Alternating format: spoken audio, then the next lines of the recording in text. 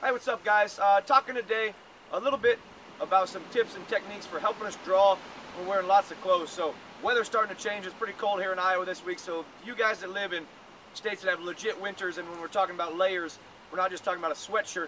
We got to start to work on how we do our concealed carry when we're wearing a lot of thick clothing, a lot of layers and stuff like that, and how it's going to change.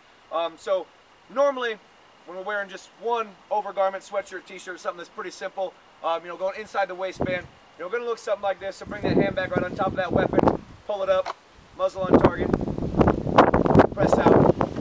So when we start wearing layers, things are going to get a little bit different. So if I'm just wearing a sweatshirt or something fairly simple, I can probably get away with my same usual technique as far as drawing inside the waistband. And you should definitely practice and try it out and see what it looks like for you. But now we start talking about wearing coats and flannels and things like that. Now we got to start talking about some legit skills. All right, so check these out, see what you guys think. Okay, guys, so first type of garment that we're going to talk about when we're drawing is the staple of freaking Midwestern life here, the Carhartt jacket. So something like this, or a ski jacket's very similar. So we're talking about something that's pretty thick, not overly stiff, but somewhat stiff material.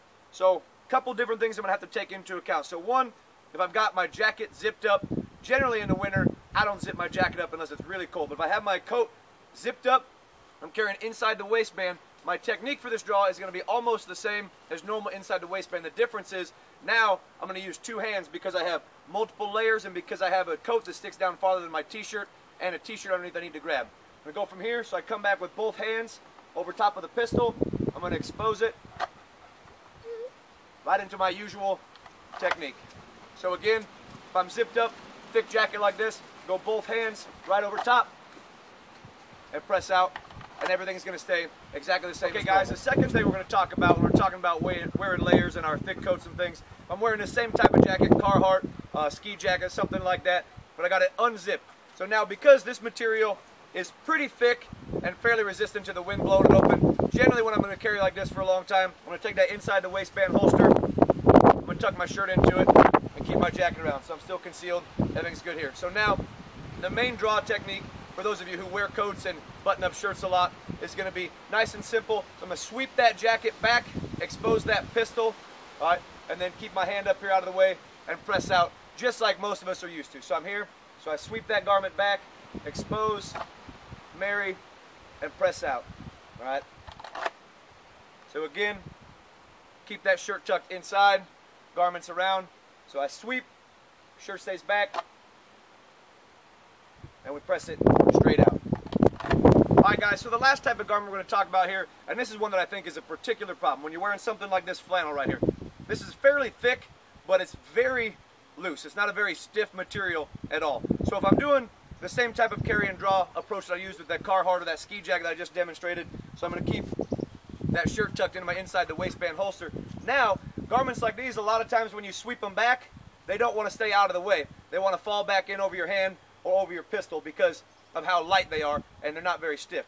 So the other problem that we run into with that as well is that this garment is light enough that if I'm facing towards the wind here and it blows out just a little bit, I'm exposing that pistol. So one of two ways I'm going to get away around that. So one, if I want to stick with that same draw technique, I'm going to button up one of my lower snaps. That way when I go to sweep, I'm going to rip that open right there.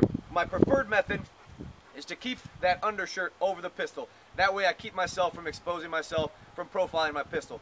So what I'm going to do now, when I go to sweep this garment, I'm going to have two different movements. All right, I'm going to use both my hands to clear that garment again, but it's going to look a little bit like this. Use this off hand. I'm going to grab this lower shirt tail on my left side. I'm going to pull it up into the same position up high where I would marry my hands up typically in my draw. Clear undergarment, up, muzzles on target, marry the hands, and press out. So one more time, hand moves down. So as this hand grabs the garment, pulls it up to my chest, I sweep that undergarment with the same side hand, my shooting hand. I'm up, muzzles on target, I marry, and I press out. All right, that way we're using this counter action of this right here to keep that pistol nice and exposed for my hand to get to. All right, so one more time, we'll go nice and quick here. So both hands, counter movement, clear the garment, up, marry out.